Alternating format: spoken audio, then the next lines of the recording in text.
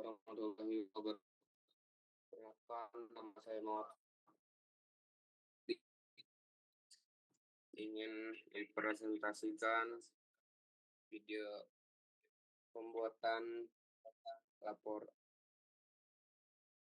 laporan prediktif dan preskriptif menggunakan Power BI dengan dataset transaksi penjualan handphone. Pada tutorial ini, saya akan menunjukkan proses mulai dari data serta pembuatan visual dashboard hingga analisis prediktif dan preskriptif untuk membantu pengambilan keputusan bisnis. Di sini saya memakai Kaggle. Di sini saya menggunakan database penjualan HP.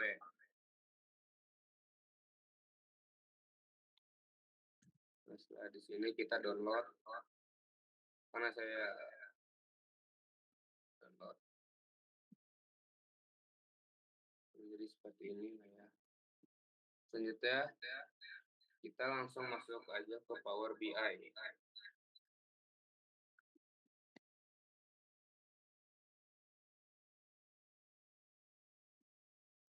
Nah, di sini kita langsung, karena saya memakainya Excel, jadi kita memilih Excel.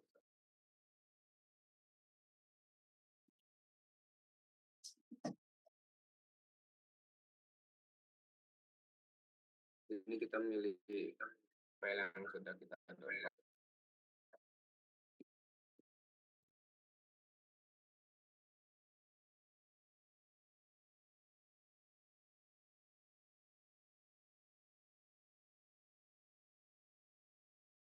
Selanjutnya di sini kita pencet next. Ya, di sini kita agak sedikit loading. Oke, di sini kita pencet ke sheet 1. Jadi kurang lebih ya kayak begini tampilannya data-datanya. Kalau sudah, kita langsung aja klik transform data untuk masuk ke Power Query-nya.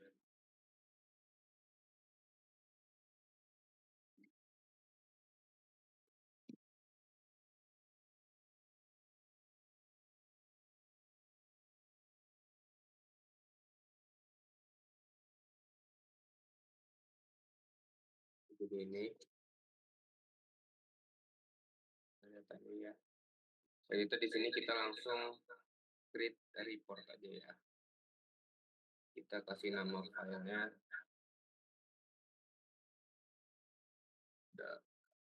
Di sini kita data HP. Langsung kita pencet create. Sini loading lagi.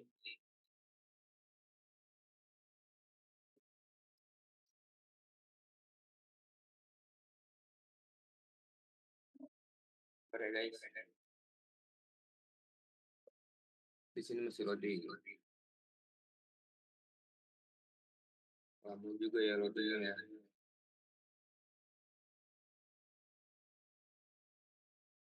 Oke, udah bisa. Di sini kita langsung pilih yang gambar yang paling atas aja lah ya. Selanjutnya kita mencet segini yang titik kecil, kita pencet brand dan harganya ya. Kita besarin.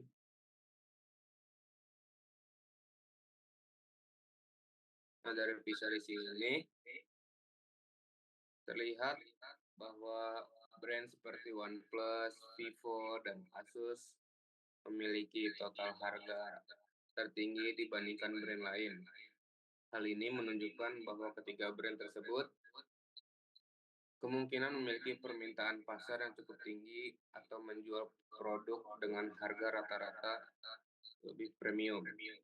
Jika tren ini berlanjut, maka dalam beberapa periode ke depan, brand-brand tersebut diprediksi akan tetap mendominasi kontribusi pendapatan penjualan smartphone. Selain itu, persaingan pasar kemungkinan akan semakin mengarah pada segmen menengah hingga premium karena konsumen mulai mencari spesifikasi dan kualitas yang lebih tinggi. Sementara itu, brand dengan total harga lebih rendah seperti Xiaomi dan Oppo kemungkinan akan lebih bersaing pada strategi volume penjualan atau pasar harga terjangkau. Jika tidak ada inovasi atau peningkatan strategi pemasaran, kontribusi nilai penjualan, mereka bisa tertinggal dibanding brand premium lainnya. Kita buat analisis preskriptifnya. Sebagai seorang bisnis analis, terdapat beberapa saran strategis berdasarkan tren tersebut. Yang pertama adalah perusahaan dapat meningkatkan stok dan promosi untuk brand dengan performa tertinggi dan seperti OnePlus dan Vivo karena memiliki potensi kontribusi pendapatan yang besar. Fokus pemasaran dapat diarahkan pada produk flagship atau premium untuk memaksimalkan profit. Yang kedua yaitu untuk brand dengan performa lebih rendah seperti Xiaomi dan Oppo. Perusahaan dapat menerapkan strategi diskon, bundling, atau promosi khusus agar daya tarik penjualan meningkat. Selain itu, perlu dilakukan analisis lebih lanjut terhadap faktor yang memengaruhi rendahnya total harga, seperti harga produk, spesifikasi, atau minat konsumen. Dan yang ketiga, ada perusahaan juga disarankan menggunakan analisis lanjutan seperti forecasting, jualan bulanan, dan segmentasi pelanggan agar keputusan bisnis lebih akurat. Dengan begitu, perusahaan dapat menentukan strategi stok, promosi, dan target pasar secara lebih efektif di masa depan. Jadi untuk kesimpulannya, berdasarkan visual ini, itu dapat disimpulkan bahwa beberapa brand seperti OnePlus, Vivo, dan Asus memiliki kontribusi nilai harga tertinggi dibandingkan brand lainnya. Hal ini menunjukkan bahwa brand tersebut memiliki potensi pasar yang kuat dan kemungkinan lebih diminati oleh konsumen pada segmen menengah hingga premium. Dan dari sisi prediktifnya, tren ke depan menunjukkan bahwa brand dengan nilai penjualan tinggi berpotensi terus mendominasi pasar apabila mampu mempertahankan kualitas produk, inovasi, dan strategi pemasaran yang baik. Sementara, brand dengan nilai lebih rendah perlu meningkatkan daya saing agar tidak tertinggal dalam persaingan pasar smartphone atau handphone. Dan dari sisi preskriptifnya, yaitu perusahaan disarankan untuk memaksimalkan strategi promosi pada brand yang memiliki performa tinggi, sekaligus melakukan evaluasi dan pengembangan strategi penjualan untuk brand yang kontribusinya masih rendah. Dengan memanfaatkan analisis data melalui Power BI, perusahaan dapat mengambil keputusan bisnis yang lebih cepat, tepat, dan berbasis data. Ya, sekian, kurang lebihnya mohon maaf. Assalamualaikum warahmatullahi wabarakatuh. Terima kasih.